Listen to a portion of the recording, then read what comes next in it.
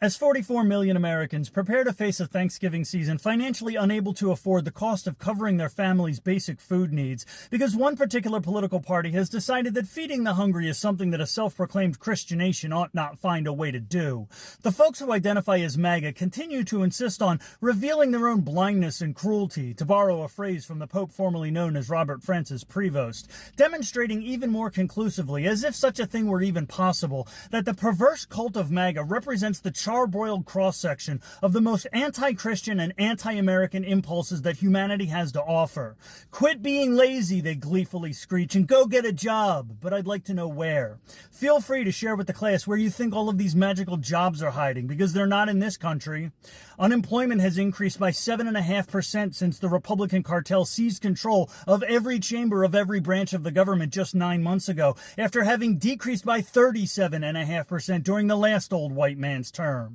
Now, I know that 7.5% doesn't sound like a whole lot, but just imagine if you discovered a bank somewhere offering that much interest on a certificate. And if you identify as MAGA, just imagine if you let someone borrow 100 of your crayons for a little while, and when they gave them back, they gave you 107.5 crayons instead. Except now imagine that instead of crayons, they're unemployed Americans who can't afford the cost of covering their family's basic food needs because a bundle of selfish people elected a cult of greedy people to make absolutely certain that this self-proclaimed Christian nation isn't feeding the hungry or caring for their neighbors most in need.